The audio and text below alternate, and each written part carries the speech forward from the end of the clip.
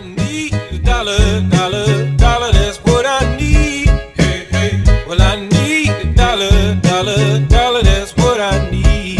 Hey, hey. Said I need a dollar, dollar, dollar, that's what I need. And if I share with you my story, would you share your dollar with me? Hi to all traders and investors, welcome to MoneyAppetite channel, and my name is SashaEvdakov. Today I invited the special guest, a person, in my opinion, one of the best in YouTube who knows to explain complex things in simple manner. And I'm not surprised that his YouTube channel counts almost 44,000 subscribers, and that's why, no doubt, his videos are very popular and valuable to all who watch them. In addition, in my opinion, his website tradersfly.com contains many useful, important and helpful information in the area of investing and trading. Welcome, SashaEvdakov, and thank you. Hey, thank you. First time when I read your amazing life story, I felt an incredible feeling. In particular, your life transition. I really admire you as a personality. I'm sure many who are watching this video now agree with me. So Sasha, tell us about your background and how did you begin your transition into the life you live now? What events have influenced on this? Oh, deep question. What events influenced on this? Well, you know, for me, I look at life as a stepping stone. You know, you take one step at a time, go from one level to the next level to the next thing. And you know, for many people, they want to skyrocket up right away, all the way to the top. For me, I look at it, let's take this one stage in life. Let's aim not just to master it, because I think it's difficult to master any one thing right away, because it's always continuing and growing and learning. But you get it to the point where it's good enough, and then you move on to the next stage. So for me, you know, when we moved to the United States, as we talked just a little bit before the recording, you know, we came here with just a couple of suitcases, you know, nothing in the bag, and you know, I'm walking to school in plastic flip-flops, and you know, a lot of kids would laugh because it's not the normal. But as things progress, you know, you save money, our financial household improves, then you get a computer. After you get a computer, what do I do with it? I do what any other kid does. I play the video games, and then your parents say, well, you have to do something useful in life. So you can be on the computer, but you have to contribute to the world. So I try to figure out how can I stay on the computer but still use the computer but not play video games. So then I go to graphic design, and then website design. Then a year or two later go into marketing. And you know, within life you have multiple stages. You know, some people might do yoga at the same time that they raise children, at the same time that they go to a job, and that's the same thing. So I was working, building a business at the same time going to school, teaching in the martial arts. And then eventually, a few years after that, my mom got into stock trading because she was a healthcare nurse, and all the old people, that's what they watch. They watch the stocks. And eventually all those things, between teaching, between doing the online work, and her impact and input, led me to teaching and trading online. And of course, I still continue to teach. I still continue to work on my own website and things like that. So it all works together, and now kind of creates your life, and little stages continue to grow. So I guess that's kind of how I proceed and move forward little by little. Wow, incredible. Well, good for you. Wow. I really admire your story. It's, you made really I think a tough life transition from Russia to USA. It's an incredible story. Yeah, there's a lot of people, you know, that struggle at every aspect. You know, I'm not the only one, and a lot of people struggle much more so than probably I have. You know, seeing kids that are always hungry or on the streets and things like that. So we're all struggling in some way, I guess, and trying to get to the next level and trying to improve ourselves. I think that's just human nature. We're always trying to grow, for most people at least. Okay. Can you in brief tell us who or what exactly pushed you to trading, to investing? Why did you choose this direction in your life, this area? I guess you could say it's the challenge. There's a couple things. Number one, initially I have to say it was the financial, the money side of things, because when you grow up exceptionally poor and the things that you see where I grew up in Russia, you don't want to go back. So, when you, just like with a donkey, you have the carrot and then you have the stick model. You're motivated either by something in front of you or something, behind you. For me, I didn't want to go back. So I'm motivated usually if someone, not towards a goal or achievement, but from something the past. So I didn't want to go back. So the financial side was a huge thing for me. I guess you could say I bought into the hype that it was quick and fast and easy money, which it's not. Full disclaimer, obviously it's a lot of work. But that was initially when I was young, that was the initial attraction. And then the second thing you could say, as my business grew, it was part of the challenge as well, because for me, I really love and enjoy learning and pushing myself. And it's always changing. And if you really want a challenge, trading would definitely be it, because it's not to the point where you just focus on something external, like with a doctor, as I always say, he focuses on somebody else a lot of times. But with trading, a lot of it has to do with personal, internal growth. You have to look inside yourself and say, I'm wrong this way. I did this bad. This is how I should do something else. And you have to admit your faults, and it teaches you to grow as a person in a way to grow a little more respectfully. Now, I know there's a lot of traders that don't do that. They're still successful, but for me, I guess that kind of pushed me a little bit more forward as well. So probably those two things. Okay, excellent. My next question is, anyone can try his hand at investing and trading. What do you think about it? I agree that anyone can try their hand, but very few will be successful at it for the long term. And that's similar to just like with sports that kids play with, just like when they play soccer or hockey or tennis when they first get started.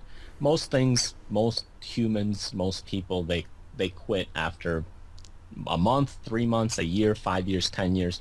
It all depends what cycle you are in the stage. But if you can have a deeper focus muscle, if you can sit and be focused at one thing, whether that's knitting, whether that's whatever it is, planting, gardening, if you can do one thing at a time without checking your phone, checking your email, just focus on one task, then you have a chance of success, I guess, along with looking at yourself from the outer perspective, because you have to see yourself where you're making the mistakes. So that's why I say with some people that just go to high school, you can be successful, but you still need to do the appropriate steps to learn. You don't need a college degree, but you do need you need personal discipline. Okay, excellent. My next question is, what advice you would have given for a novice trader in order to start off successfully his or her investing and trading? Couple things. Number one, invest in yourself first, and more so on the education. When I first started, whether that's trading or business and things like that, I didn't really spend the time or energy to learn as much as I could from, let's say, books, education material, or even YouTube. When I first started, there was no YouTube. So instead, I had to go through books, video courses, VHS and DVDs and things like that. So invest in your education. So if you have $500, and you want to start trading, that's a great idea, but you're probably trading because you just need the money. And, for me, that's kind of how I started as well. Instead, take that $500 and buy 30 books, buy 10 video courses, and call 4 or 5 different traders and talk with them, pay them $100 an hour or whatever, and, just speak with them, and it'll be much more worthwhile, because then for the next 40 years, you have all that knowledge. So that's probably the first thing. And then the second thing would be, make sure to start trading early, but trade lightly. So trade with less shares or less contracts if you're trading. So if you're looking to trade a stock and you have $1,000 or $5,000 in your account, buy 2 shares and see how things move, react, behave, and how you would manage that account, because experience will take you even further. Books, education, a lot of the things that even I say on video is all theory, it's all concepts, and those things, then you need to take that and apply those concepts. You need to then make it your own. So again, you need to take the theory, what you learn from the books, the video courses, and other people, and then convert it into your own, because you might take one strategy from one person, a second person, a book, and then you make it your own, and you create this new kind of color, Amazing, amazing. Okay. From your point of view, why it is important to have your personal long-term investment portfolio? How can you, comment this? Why it is important, long-term portfolio? I know many traders who trades intraday, swing trading. Many professional traders, they have their own investment portfolio for long run. For me, I don't really look at it like a long-term portfolio, but more like a long-term strategy or system. I know in the industry they talk about long-term portfolio, but I believe that it's more important to have a long-term strategy or system or long-term plan. Because if you have the stocks will change. If you look at a portfolio, that will constantly change and rotate. But if you have a system and strategy that you're constantly buying every time, let's just say something basic like a moving average, a stock breaks out of the moving average, and you buy that stock at that time and you sell when it goes below the moving average, something very simple as to that system, then at least you find your consistency. You find your strategy. And if you're always trading a certain amount of shares, or if you take half every time a stock goes up $1 or $2, you take half off into strength to take money off and reduce risk. So I think that's more along the lines is more important rather than looking at an investment portfolio for the long term. But I know that the news, the media, they condition that, okay, which stock to buy, which one to rotate in and out of, and that's different if you're managing, $20 billion or something like that, or $50 million. That's a different strategy. But for most people, I don't think of it that way. I don't know if that answers the question, but that's the way I look at it. Okay, excellent. How much important is the role of mentor and his support for a person who has decided to begin to engage in investing and trading? So with mentoring, you're wondering about mentoring. For me, you can have mentors that are actually physical, that are there and really there for you, like connecting, like online, on web, on video now. It makes it really great. I didn't have that, unfortunately. For me at the time when I was first young, there weren't as many resources available. So my mentors were the books, the videos, 1 or 2 seminars here or there, nothing major on the seminars, but mostly the books and the videos, because the books are easy to produce, they're cheaper. So that's how I got started, and those would be my mentors. Now you have social media. Now you have people that you can connect with online. Internet is cheap, videos, all those different things.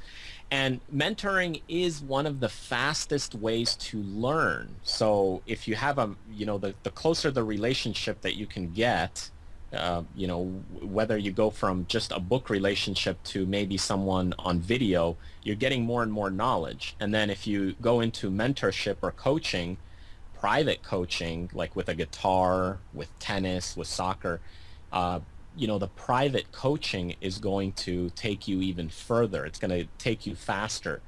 But to have a mentor, I think you need to have some foundation, because some people, they want a mentor the first week they get into something.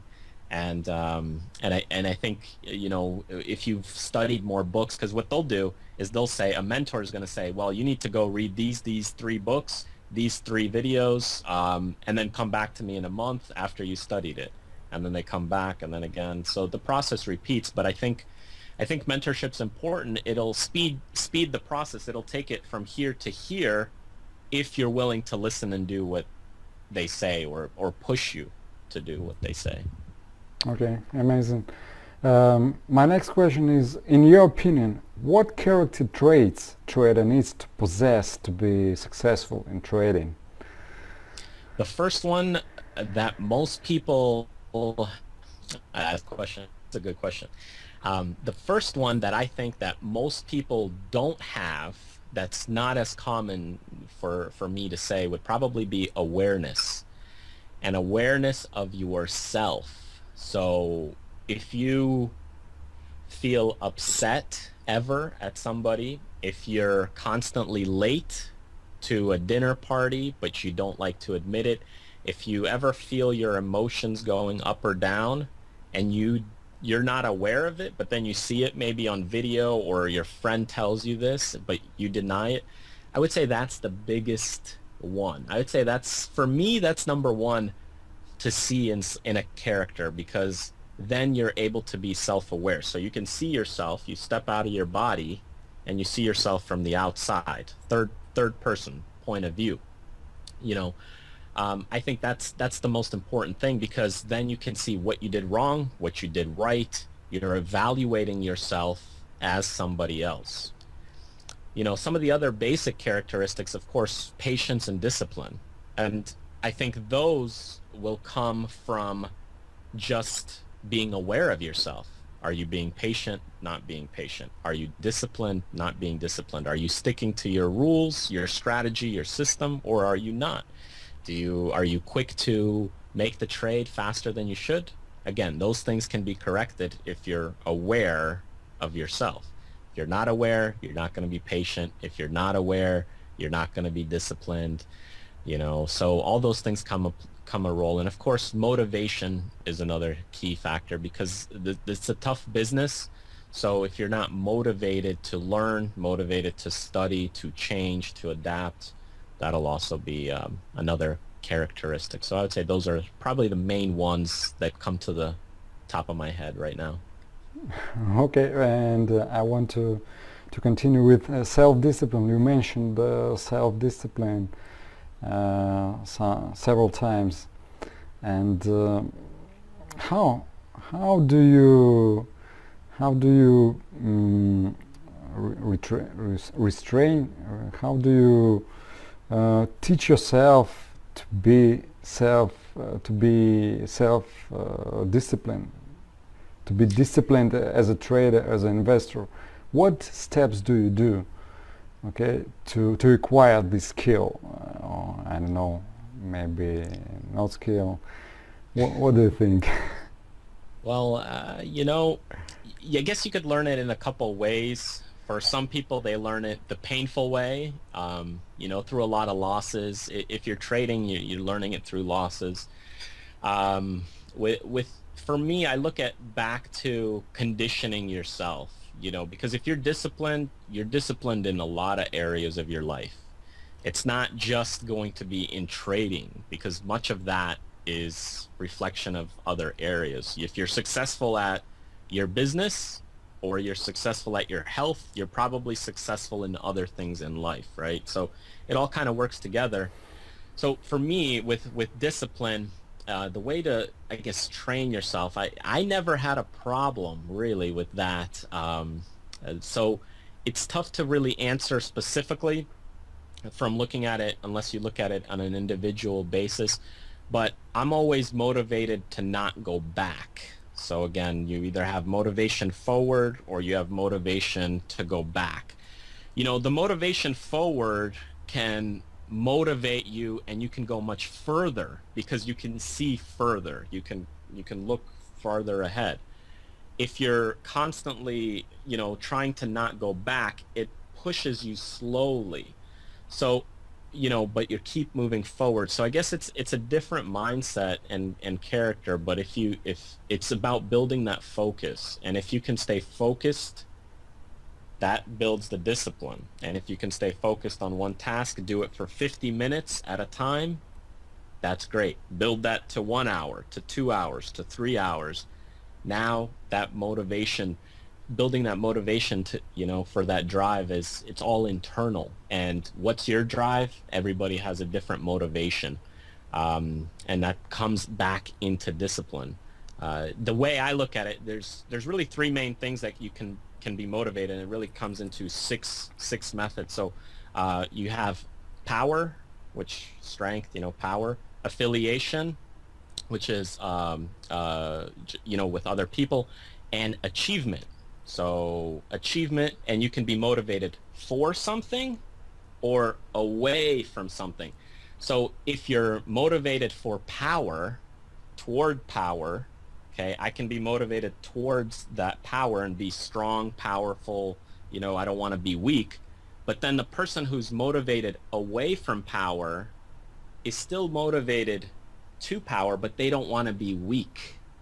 So, and the same thing with affiliation. So if your affiliation, your society, you're motivated towards society, you want to hang around with the good people, successful people, or I don't want to be with the drug dealers. I don't want to be with the liars, you know. So again, so you have 6 total, but it's still towards and away. And if you find your motivation and you stick to it with a focus, maybe you can get that discipline. So that's the way I look at it.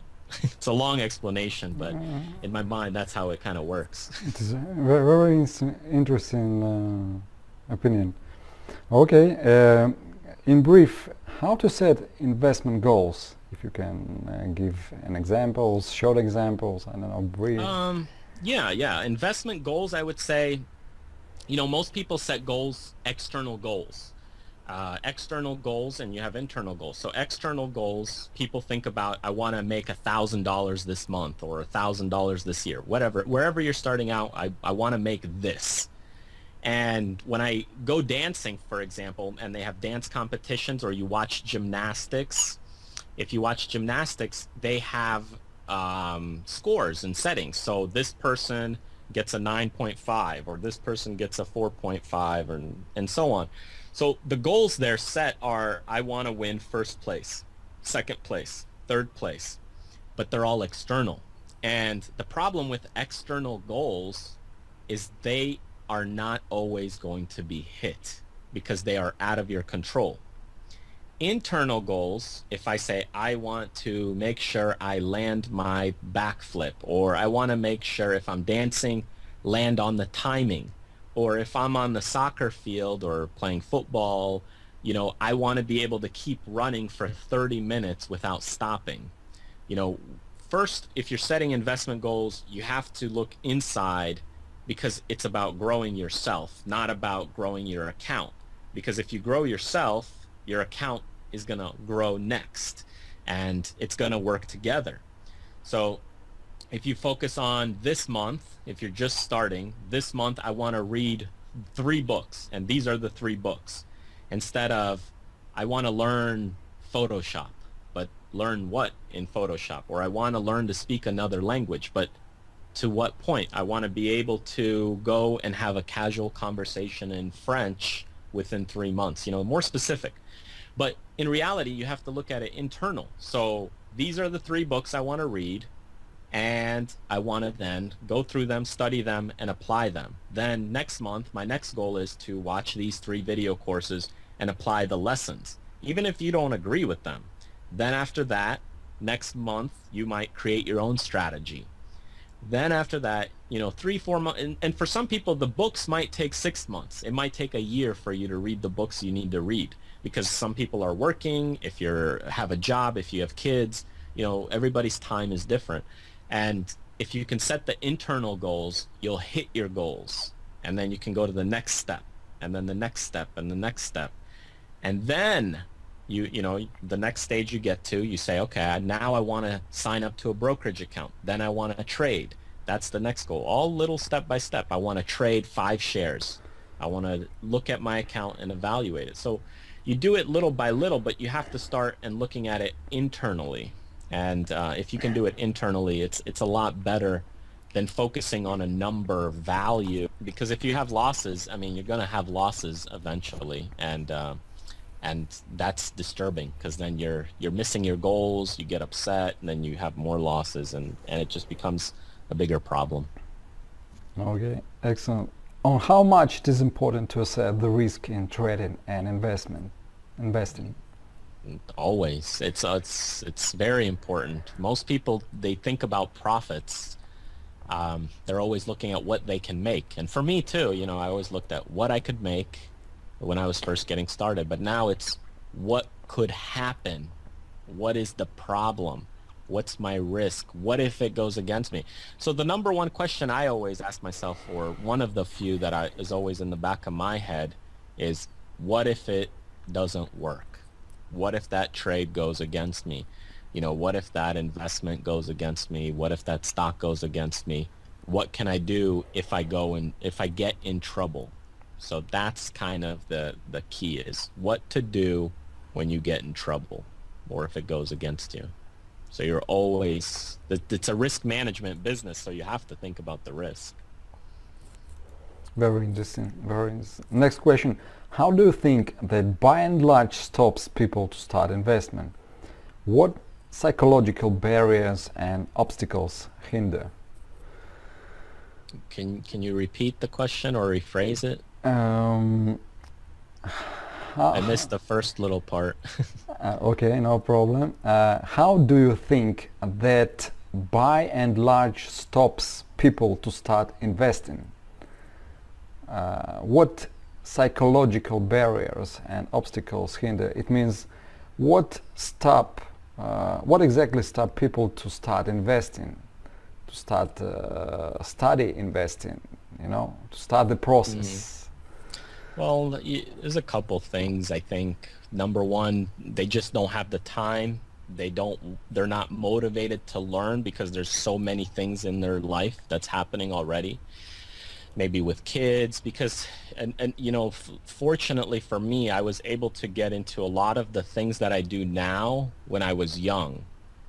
As your age increases and your life stabilizes, it's difficult to do new things because your lifestyle is slowly already shaping and being more cemented. So I think the first main thing is probably just the investment of time and energy, personal investment, and then the difficulty, maybe the terminology, because when you first start out, it's almost like a foreign language. So with the terms, the words, the phrases, what's happening makes it difficult. And then the reward of the future. So for many people, it's just as fine to just put their money into one index and just let it ride, and then you don't have to learn or do anything. You collect your dividend, and it just continues, and whether it goes up or down, that's it.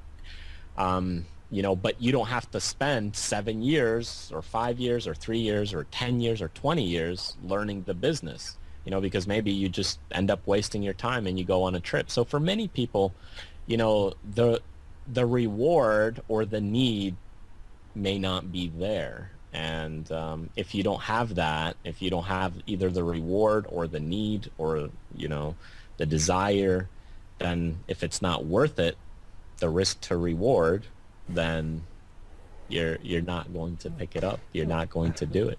It's very important, risk reward. Yeah. Yeah, exactly. So yeah, if it's not right, it's not worth the reward or the potential of that reward. Then people won't do it because there's a lot of barriers to it. Like I said, with the language, with the terms, the definitions, the education, and it requires a lot of capital too. So if you're only making $20,000 a year, let's just say in the U.S. on average $30,000 a year, and then you have rent to pay, kids to feed, you might only have $1,000 left over at the end of the year, because some people live paycheck to paycheck. So again, it's almost not even possible for them, or they don't see it as being possible. So that makes it difficult as well. Okay. My next question is a little bit, a little bit practical, because this question is intended to people who live outside USA, outside Israel, outside Europe. They live in Russia or post-Soviet area countries. Okay, and I want to dedicate this question to these people, and it's very important to get your advice. How to start trading for novice investors on the American market, especially those who live in the CIS, Commonwealth of Independent States, post-Soviet area countries, and when there is only an average salary of $500 a month. Salaries in countries like Russia, Belarus, Ukraine are not high, and it's very important. Trader or novice investor, novice trader wants to start trading in American market, American stock market, and American option market. What can you suggest him? What can you advise? What kind of advice can you give him? How to start an American market? As far as the rules and regulations, I can't really comment on that because there's a lot of paperwork that you have to do to be able to trade on the U.S. markets, between the taxes, the government things. So there's a lot of issues with that, and for me, I don't have enough experience or knowledge about that to advise on that area of the question. But as far as moving and getting things going, let's omit technical issues. We take in general. What can you advise? Because the issue is, I guess the issue you're talking about is really because you're starting at a low monetary amount, low money, right? So that's kind of where you're talking about. So, this could apply to a lot of people that are struggling but want to grow their account in any place, really.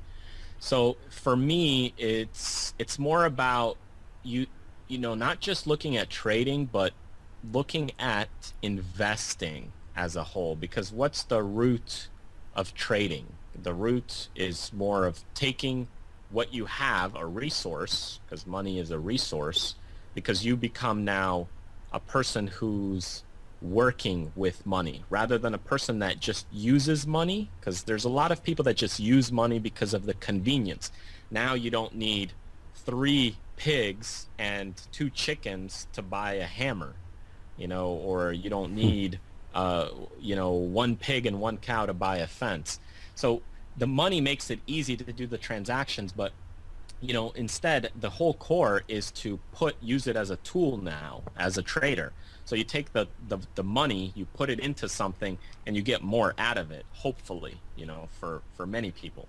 For some people, they put it in and there's less that comes out. So in either case, what you want to do is, if you're not making a lot of money or a salary in your home country, what I would say is look to where you can put money in to where you can take more money out. And sometimes the problem is when you're first starting, it's a slow process because the absolute value, the dollar figure, the currency figure is small, because 1% or 2% on $1,000 doesn't sound like a lot.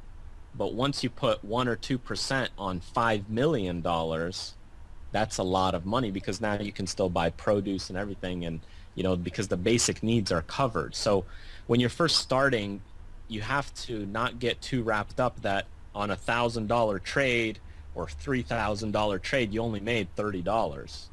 And that's where some people have a problem, because it's like, oh, it's not enough. But you made 4% in 3 days. So, it just, you have to get through that psychological barrier. And if you can't do the trading, then find something else, whether that's starting a business or a service, or somehow moving the money around. If you want to use money as a tool, then figure out a way to take that money and put it to work for you, so that way in a year, 3 months, 8 months, you can take more out, whatever it is. And whether that's a loan, doing a little business, or investing in somebody else's business, a private business maybe, something like that. I would say that's the approach, but it's a slow and difficult, very difficult process, especially if you're just starting, with an account. Even for people with a $50,000 account, it's very difficult, because if you're making 1% a month, that's fantastic. That's still about 25% a year over 12 months or so, 23 or 25% or so. But most people, they think, oh, that's not enough, because you might only be making $1,000 or $1,500 a month, but you're beating the market on average 8%, which is the rough average of the market, by 2-3 times. But the absolute dollar figure, or the amount, seems a lot smaller, because in our life, the life costs are expensive. So I'd say take it little by little. And do what you have available, the resources. If you have a lot of time, use that time and make something with it. If you have a lot of energy, you take your energy, put it to something. If you have a lot of money, it's again a tool, put it to work. That's what trading is. You're taking a tool, putting it to work. Excellent. Very interesting approach. My next question is, can you list some obvious advantages of the US stock market in comparison to the stock markets of Russia, or or other republics of post-Soviet area, and European markets? What are the most obvious cons and pros of the US stock market? Well, I've never really traded on other markets before, because legally I don't. It's a lot easier for me on the US. I don't have the paperwork to trade in some of those markets. But I would say the liquidity of the US market is one that's very good. So getting in and out of trades is pretty easy. And if you do the right paperwork, everything is fair, I guess, to some degree. Whereas some other markets, things can whip you around a little bit more. Maybe people are less comfortable. But this is only me speculating on what I've heard and seen, and not from personal experience. So I couldn't really comment on that too much, besides just the liquidity of the markets, the tools that you have available as well. Because I get a lot of emails from people asking, oh, what tools would you recommend for a UK citizen, because I can't use this tool, or what tool charting software can I use if I'm in Australia? And that's kind of some of the disadvantages with the other markets, is because with the US markets, there's just so many tools and platforms and things like that available for you, as well as the education, whether that's online, on YouTube, just those kinds of things. There's just more things available, resources available. I make conversation with traders from Russia, and one of the problem they claim that What about our money? If we will transfer our funds to US stockbroker, online broker, how our money will be protected? Can you give some?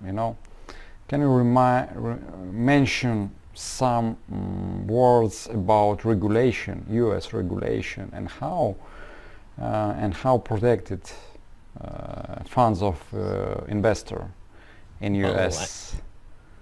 Yeah, I mean, they have, since the crash of the 1929 there that happened in October, they created the FDIC and that kind of stuff to help regulate things.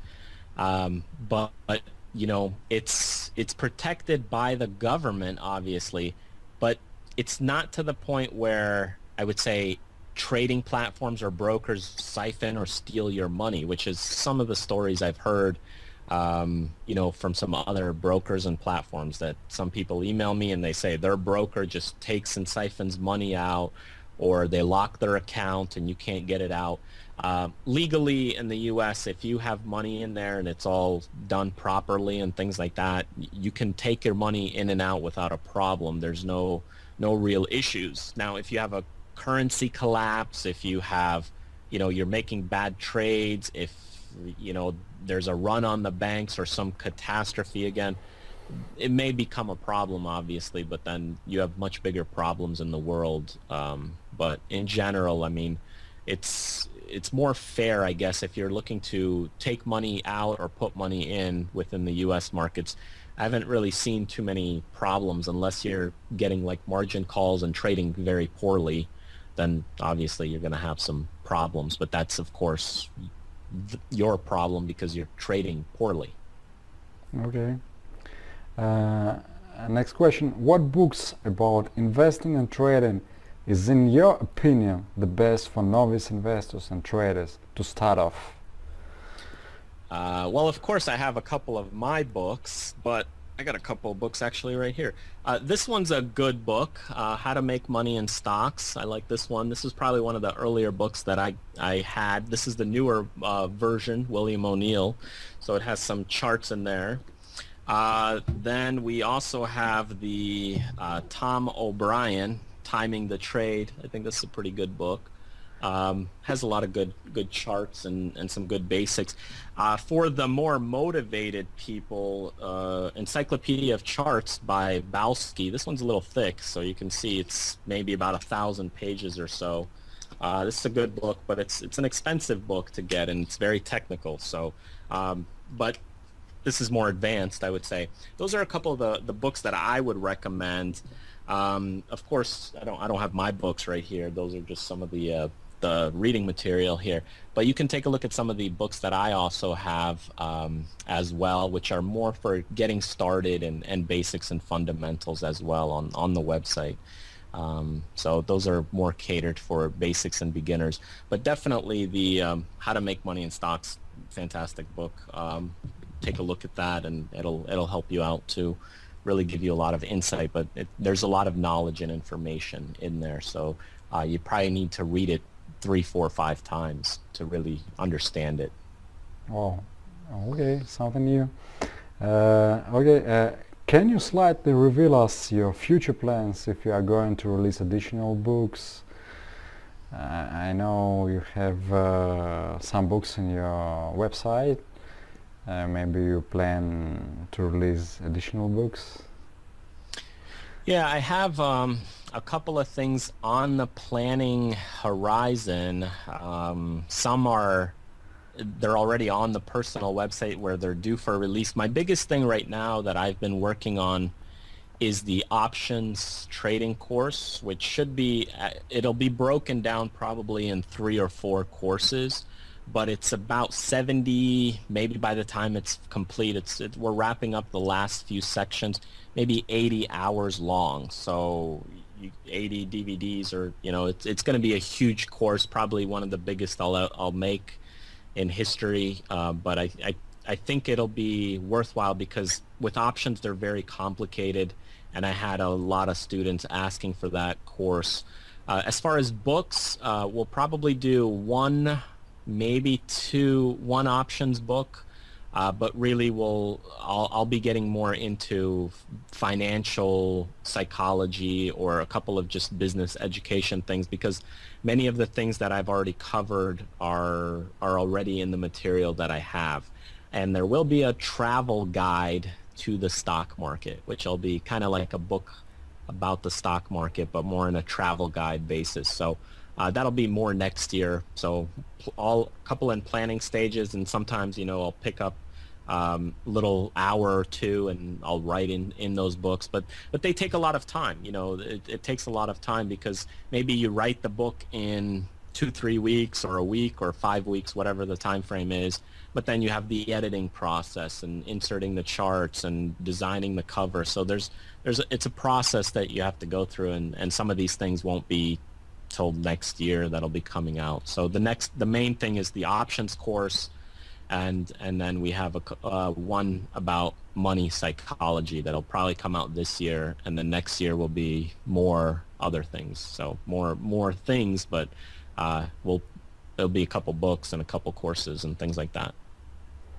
Well, and my last question for today, what are the main information, products and services you offer to your subscribers, and how they can help people for example, in your website, if you can list some services? Yeah, well, on my website, if you go to the criticalcharts.com or tradersfly.com, the start page right there, we're still building it out, but all of that, if you're just getting started, there's free videos all day long on that website. I would say 95% of the things that I have are free. So if you're on that website, you can see a lot of material organized in good categories. And there's a handful of videos on that website as well that are not listed on YouTube. So if you're on YouTube, there's some hidden videos that are also on the website but not on YouTube. But beyond that, I mean, I write books as I watch the stock market, because sometimes the days are flat, nothing's happening. So I spend a little time with the books, and there's some good reading material and suggested books. Of course, I have some video courses as well that I'll record, which are more detailed and in-depth studies. Some of them are 10, 11, 12 hours long, and some are just 3 hours long. And the last 3 months, I've done consultations actually through Skype, which a handful of people have been taking advantage of, because I just started it out to see if people were interested in that. And for just, a couple bucks per minute, some people take the advantage, and it's a way to, rather than pay for a month of coaching, you can get an hour or 2 hours, and we look at the charts together, we look at the platform together, maybe we'll go through a lesson together.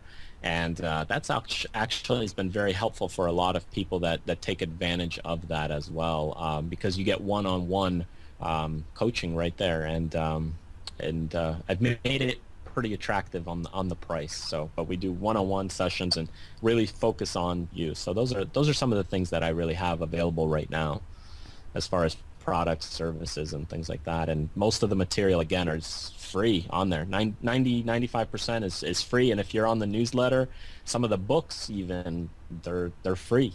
So, can easily just sign up, and as they get released, you get an opportunity. Wow, very interesting. And once again, I want to thank you, my gratitude for very interesting and useful answers for our viewers, future viewers, and I hope that it will be very helpful and valuable, useful for people who who are watching this interview. Truly appreciate it. I truly appreciate you taking the time, and thank you for being patient with me. Scheduling this, because we had some family things and so forth this week, because the summer, and there's a lot of busy things that happen in the summer. So okay, and I saw the my congratulations first of all about the S&P 500, which made at least made breakout to new highs in the summer. Man, I really didn't expect this. I don't normally buy into the hypes, to be honest. When things seem really good, that's the time to sell. When things seem really bad, that's the time to buy. So, it did make all-time highs, but, looking at the world, the economy, the way it is, I'm always skeptical. I'm looking at the risk. What could be the problem? If it stays above for 3-4 weeks or a month, maybe then I'll be a little more convinced. But it's a long-term business. It's not something you just jump in right away. Okay. At least that's my take. So. Excellent. Anyway, well, thank you again. Thanks for the chat, the conversation, and truly appreciate you taking the time. Thank you. I need a dollar, that's what